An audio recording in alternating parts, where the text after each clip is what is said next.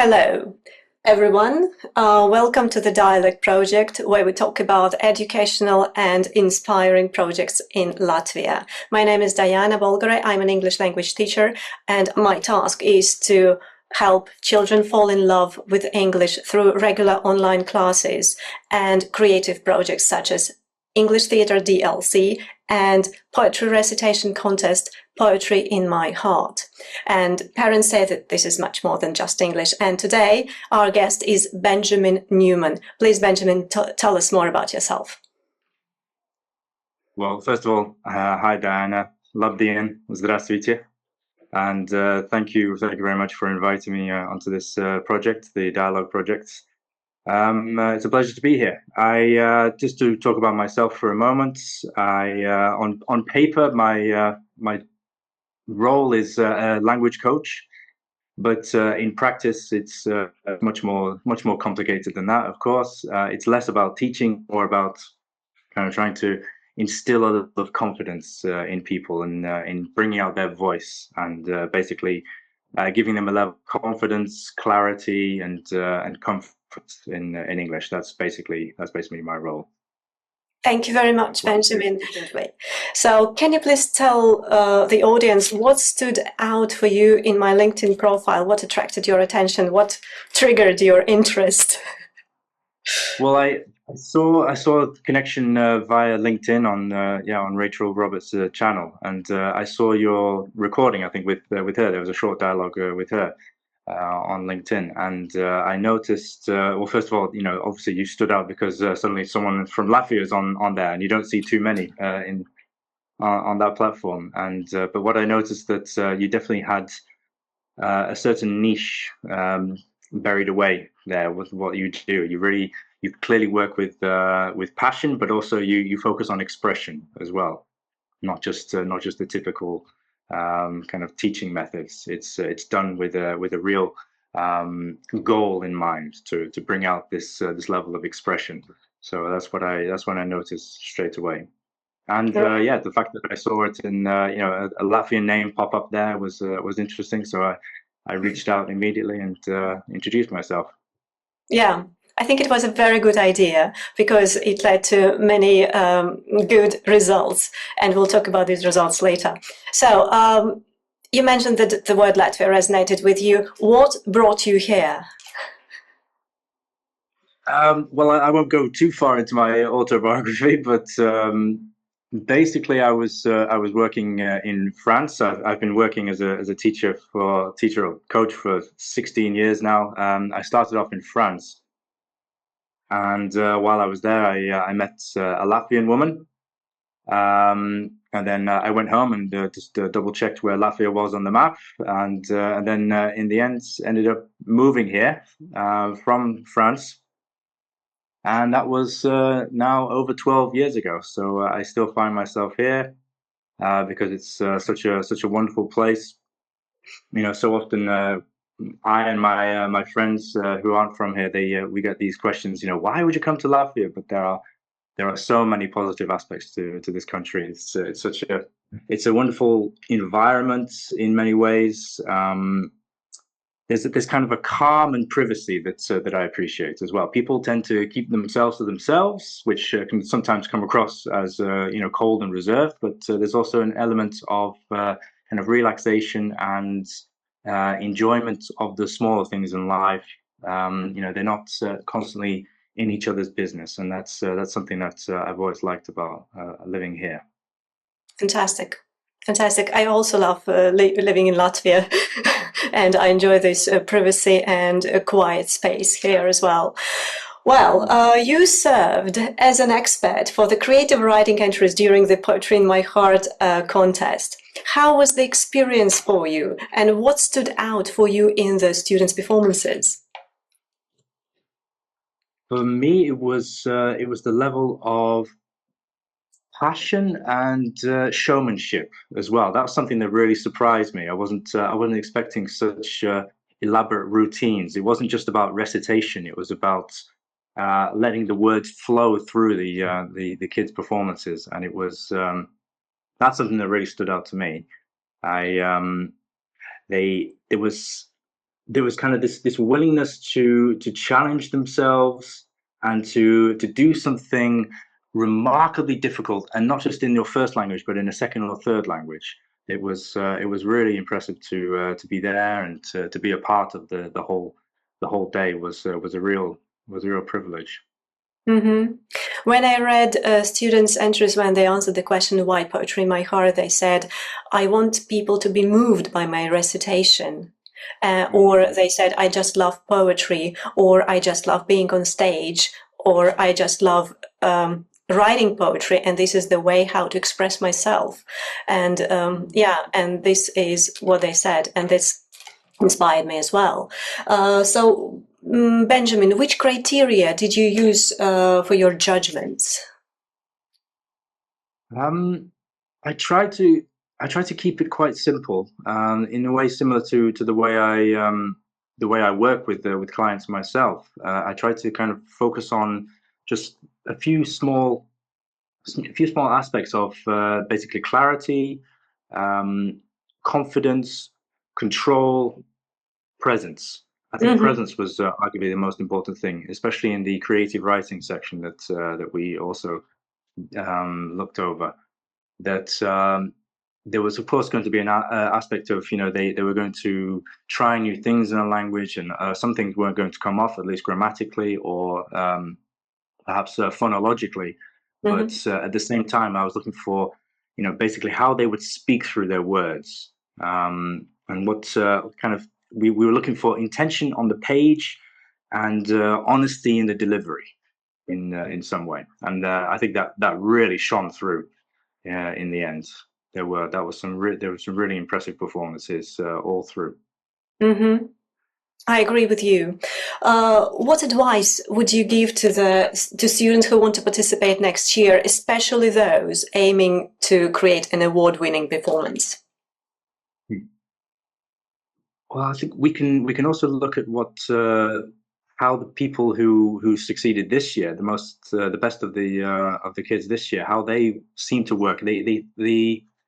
It seems that they chose more from care rather than inspiration, because as we know, inspiration is just a tiny aspect of creation and of creative writing.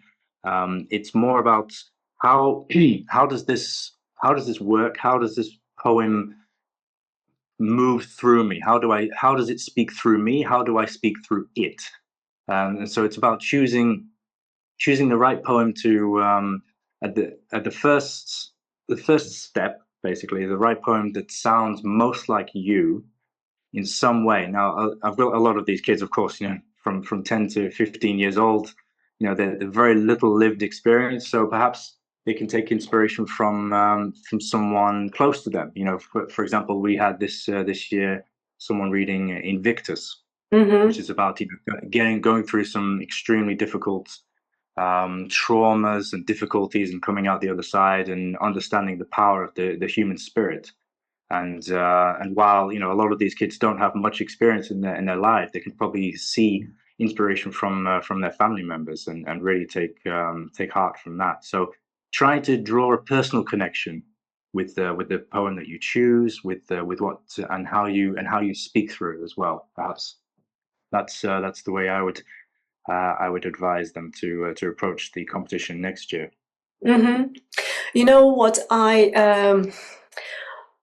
I didn't know that it is very hard to motivate students to participate, to tell you the truth. And Mm. during our conversation at the Latvian radio, one of my colleagues, Žana Daragane, she shared how she works with that. She says, okay, good mark, good pronunciation, public speaking experience. So we as teachers now have to sell this idea to our students to participate in such kind of competitions. Benjamin, how would you sell this idea of participating in such a contest to your students? I If I was to promote this, I would look for the um, the people looking for challenges, not just for wins. Basically, Mm-hmm. people looking to do something that will really take them outside their comfort zone. because that's exactly what was most impressive about this competition, was that these kids, they stepped out of something which they do typically day to day, and their entire peer group, and they did something remarkably challenging, difficult, and they came out the other side. And as we talked about, these are as I gave in my speech at the British Embassy afterwards, these are memories that will last them a lifetime. They will never forget some of those moments of that day on the 30th of November. That will live with them for a long time. So that would be my advice for, in terms of where motivation comes from. Creating lifelong memories, effectively. I can agree with you here, because last year, for example, one teacher shared that her student found herself in the theater museum for the second time, and during the event, yeah, and then she thought, oh, I might get my life connected with culture, and I think this is a life-changing decision. You see? So that by being on stage, by being in the same location for the second time in a row, she thought that maybe it's not a coincidence, maybe it's, the plan, right? Yeah, And also some students also shared with me that they have never thought of being on the Latvian radio or on Latvian television or on stage performing in front of the real audience. And some teachers also marked it. So this is something unique for them.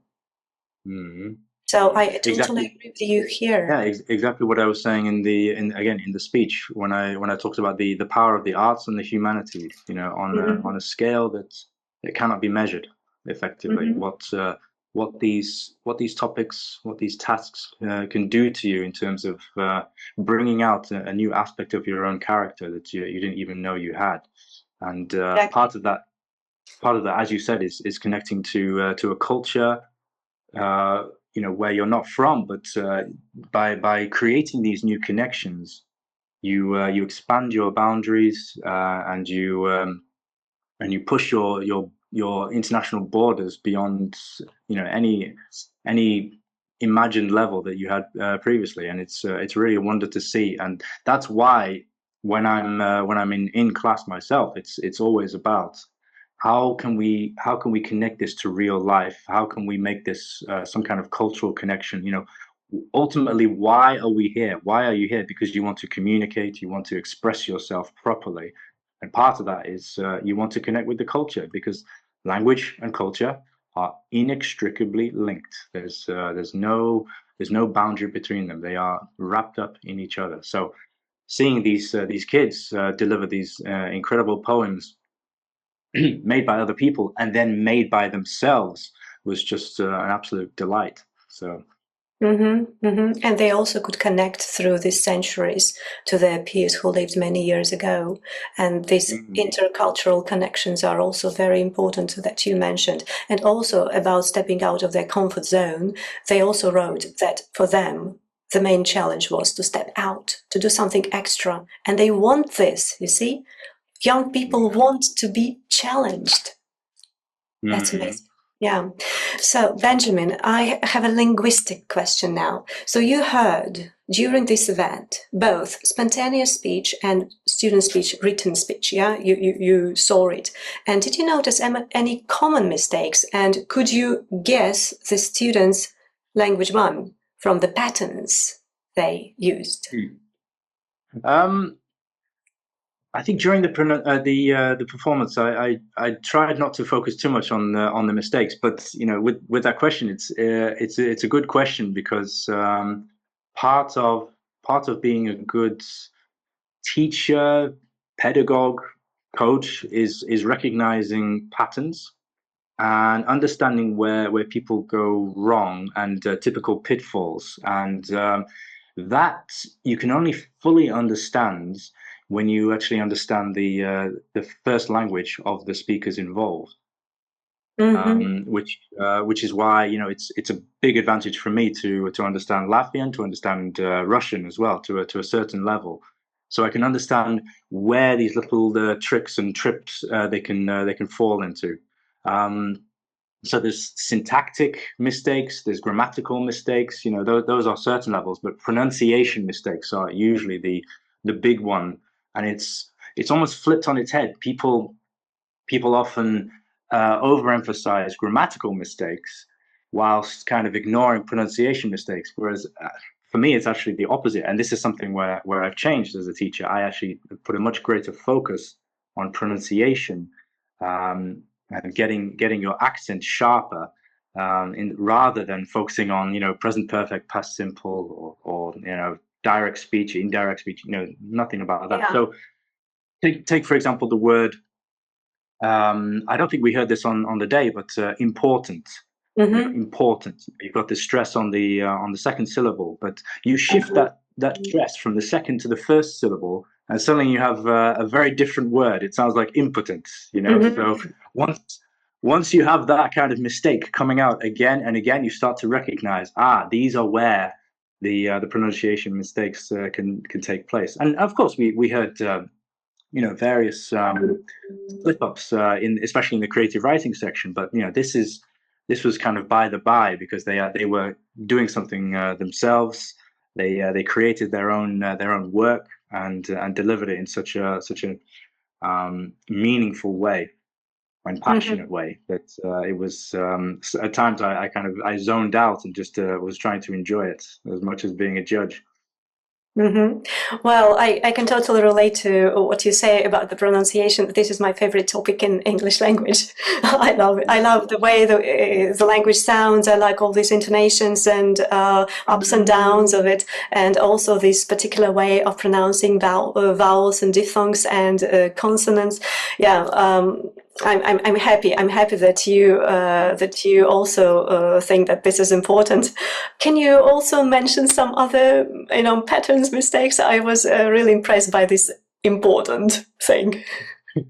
Well, I mean, I'll try not to keep it in the gutter too long, but we can take the word decade as well. Decade, 10 years, decade. Stresses on the first syllable, but many speakers, and this is not just Latvians and Russians, French speakers do this as well. They put the pronunciation stress on the second syllable, so it sounds like decade.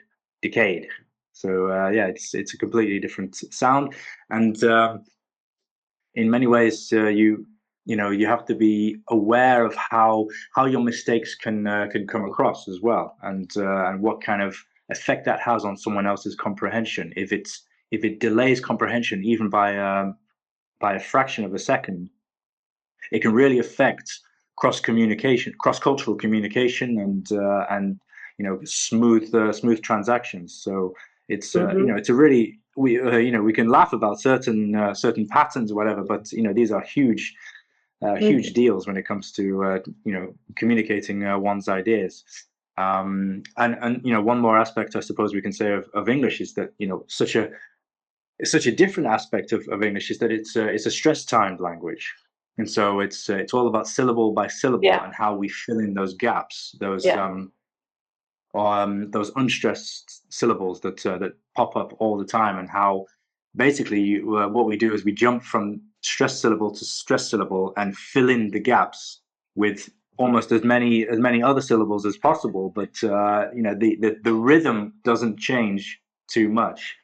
Exactly. That's why we don't understand you, because of this rhythm and because of these sounds that you eat, basically. Yeah, you don't pronounce them, and it is hard to decipher what is there.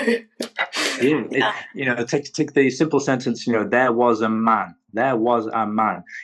Many people would think about, okay, I need to say the word was properly. I need to get the there. I don't want to say too much.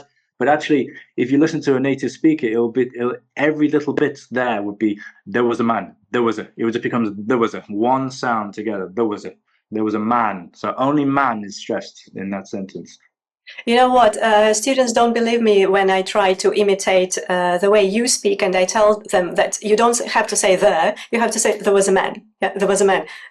No, we are not taught like that. But I say people speak like that. Benjamin speaks like that. Listen to Benjamin. It's important to listen to native speakers to imitate. Absolutely, yeah, and it's not about saying, for example, that you must have a British accent, you must sound like an American, you must sound native. No, it's not about that per se. It's about recognizing how natural speech patterns take place and replicating them in some way. You know, everyone has their own accent, which speaks to their own personal history and who they are.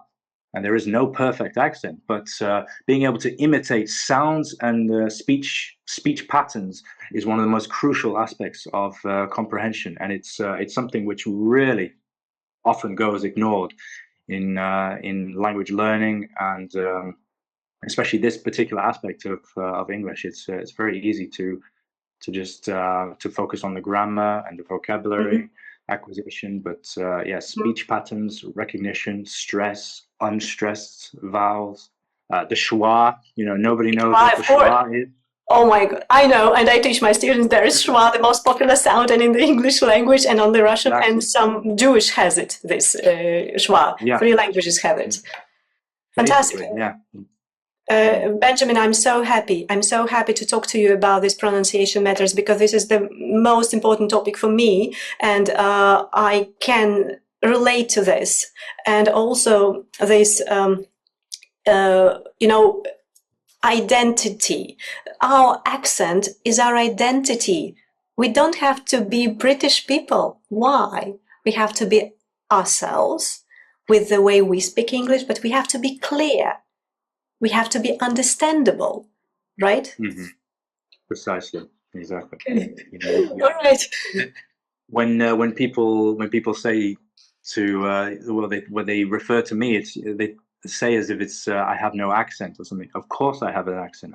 My accent speaks to where I come from, my family background, my socioeconomic status, all kinds of things. You know, it's I have an accent. Every single person has an accent. So, you know, you can take certain paragons and examples and look up to them. You know, I don't know, Hugh Laurie or George Clooney or Kate Blanchett or something. You know, people who have wonderful diction and so forth. But each of these people has their own accent and their own background Mhm. that is unique to them. So Unique. it's the same Mhm. for learners. Yes. But of course there are there are so many things that they can do to improve, and even just slight changes can make a big difference when it comes to not just fluency but fluency perception. Um, what I mean by that is when you have and this is going back to typical Latvian and Russian speaking mistakes, when you trill your R's too much, it puts a certain boundary between you and the English language. So what I mean by that is having a kind of a sharp, heavy, or hardened tongue when you give your R's. It makes you sound, you know, very foreign. So when you say like great, right, I had a great time or something, this doesn't sound natural. But if you just relax the R, relax the tongue, put it behind the alveolar ridge, and like almost like the W, and you just great, great, you know, then suddenly small difference, bit of practice makes a huge, huge change. And as I said, The it's way not you just sound. about fluency; it's Hmm. about fluency perception, how other people see you. That was the case for me when I moved to France. I understood quite quickly that even if my level is not here, I can make it sound almost as if my level's here by imitating and taking on French sounds, taking on the French patterns of speech more naturally, and this would give me a confidence boost, which then leads to better progress in language acquisition. Hmm. You mentioned somewhere that you taught or you are teaching kids. Do you introduce these speech patterns to your younger students? How do you work with your younger students? How do you introduce pronunciation to them?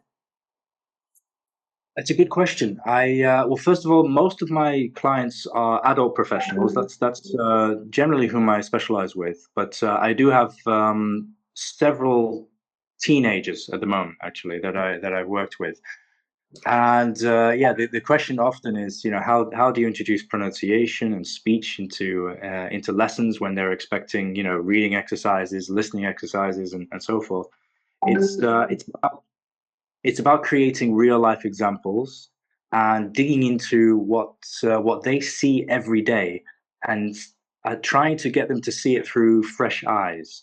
So what I mean by that, if they're kids who are watching YouTube videos, half the day or scrolling through TikTok, what you need to do is say, okay, give me an example. What are you watching in the at least in the English language, and then they can show you a 2-minute clip or something, and you can say, okay, let's dig into the way this person speaks.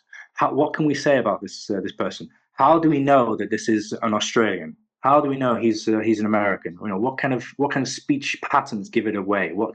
How does he round his vowels? How does she move her lips when she says the R or something? Is it rhotic? All these kinds of aspects. You don't want to get too technical, but you're trying to connect it to what they do every day, and how they see entertainment and how they connect with the culture first of all. And if you can go through that, then you can create much more effective tools and patterns. And just to finish there, I would say that one thing I try to really emphasize, and especially with young learners, because they're so used to dealing with books and textbooks and dry lessons, that with English pronunciation, trust your ears, do not trust your eyes. So I'll say that again: trust your ears, don't trust your eyes. Because if you're looking at the page, then what are you going to see? If you see the word aisle, it's AISLE. So it looks like Aisle, or you basically just guess the sound. But if you actually hear it when you're on the Ryanair flight, you'll hear aisles 22 to 35 or something. So you need those real life examples. Trust your ears. Trust your ears. Thank you very much for this phrase. Thank you, Benjamin. Okay, so I'm overwhelmed with information and with happiness, actually. What directions or projects are you exploring now in your teaching, and where do you see yourself focusing next? Well, I have some minor and larger ambitions for 2026. At the moment, I also just would like to remain true to myself as well. Like keep things as they are, keep my lessons as they are. I'm very traditional in many ways. I much prefer face-to-face lessons, for example. I mean, of course, I offer plenty of online lessons, and that's always an option. But statistics show that people learn much more fluidly and efficiently when they're face-to-face with the teacher. So, doing more group lessons in person with companies is something that I have on my horizon. That's something I would like to do more of. Have a bigger presence, perhaps even more online presence as well, because I'm freelance. So if I'm not going to do it, no one's going to do it for me. So I have to promote myself. But paying attention to more events such as the Latte conference in August, I would like to take part in that, and also refining my own niche and packages. Something that we've talked about in the past. That I'm very good at what I do, but basically finding the right audience is another question. Because they're all out there. It's just about how you connect to them, essentially. But most of all, it's about continuing what I do and creating that space for learners to use the tools that they already have. Because most of the people I teach, the tools are already there. The raw tools are there. It's just about sharpening them, basically. And that's where I come in. Create that level of confidence, clarity, comfort, and craft. Yeah. And as always, working through culture. What do you do? What do you do in your own language? What do you like to do in your own language? All right, that's what we do in English then. That's how we personalize your lessons. We work around your interests. We work around what interests you, because then that will skyrocket your progress. All right. Thank you very much, Benjamin, for this insightful conversation. I wish you good luck, and let's be in touch. Thanks very much again for having me, Diana. It was a real pleasure to be here.